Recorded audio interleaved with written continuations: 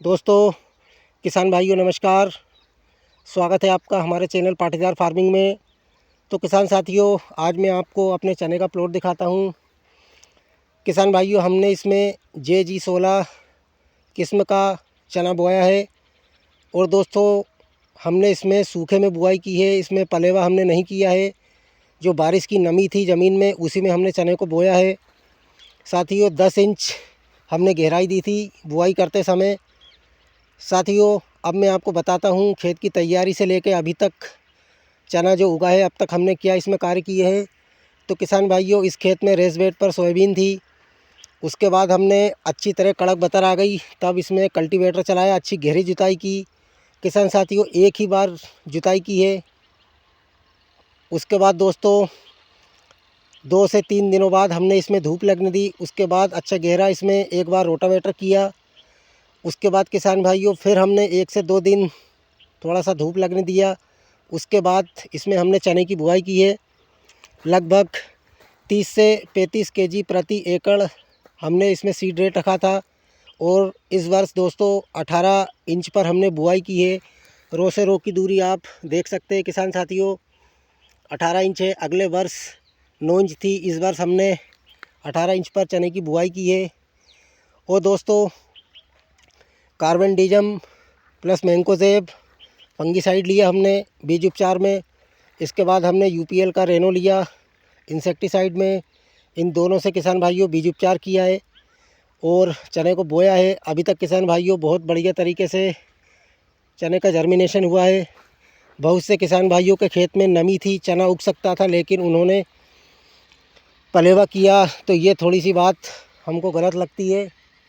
दोस्तों, अगर हमारे खेत में बारिश की पर्याप्त नमी हो और अच्छी तरह हमारा खेत बन गया है, तो हमको सूखे में बुआई कर देना चाहिए। आप बिल्कुल देख सकते हैं पलेवा से अच्छा जर्मिनेशन किसान साथियों हमारा सूखे में हुआ है। पलेवा में फिर इतना अच्छा जर्मिनेशन नहीं होता है, लेकिन कहीं पर भी किसान भाइयों मेंढ पर आड़े लगाते हुए कहीं पर भी एक फिट जगह नहीं छूटी है जिसमें चना नहीं उगा हो। अच्छी तरह से किसान साथियों सभी दूर जर्मिनेशन हो गया है, जो आपको बिल्कुल साफ साफ दिखाई दे रहा होगा।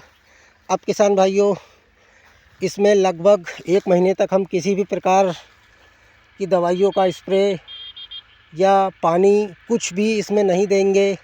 1 से 1.5 महीने बाद इसमें पहली सिंचाई हम करेंगे। उसके बाद किसान भाइयों आगे की जो भी कार्यक्रम होगा, जो भी बीमारियां चने में लगेगी, उस हिसाब से इसका हम उपचार करेंगे। लेकिन मेन काम होता है हमारा जर्मिनेशन होना बढ़िया तरीके से। तो साथियों, अच्छे तरीके से जर्मिनेशन हो चुका है। अब देखते हैं दोस्तों 18 इंच पर हमारा चना कैसा चलता है, कैसी इसमें ब्रांचिंग आती है। तो किसान भाइयों, मैंने और भी खेतों में इसी पद्धति से चने की बुआई की है। दोस्तों, बीच में ये आपको जगह दिख रही होगी, ये ऊंची जगह है। जो चने का जर्मिनेशन हुआ है वो नालियों में है। तो किसान साथियों, एक कारण इसका ये भी है, हमने आगे की बोनी मशीन की चौ नहीं खोली थी, ताकि ये एक पहाड़ नुमा चोटी नुमा इसमें पाले बन जाए, ताकि जो चने की ब्रांचिंग निकले वो आड़ी ज़मीन पर नहीं गिरे, वो सीधी ऊपर जाए। तो किसान साथियों, ये जो हमने किया था वो काम भी हमारा सफल रहा। अब आगे दोस्तों देखते हैं। ये मैं आपको पूरा प्लॉट दिखाता हूँ। इधर से भी आप देख सकते हैं कितने अच्छी तरीके से चने का अंकुरण हुआ है। और किसान भाइयों, आपने कौन सी पद्धति से चने की बुआई की है? आपने सूखे में बोया है या आपने पलेवा करके बुआई की है? और आपका चने का जर्मिनेशन कैसा हुआ है? आप कमेंट करके मुझे बता सकते हैं और मुझसे पूछ सकते हैं। धन्यवाद। जय जवान जय किसान।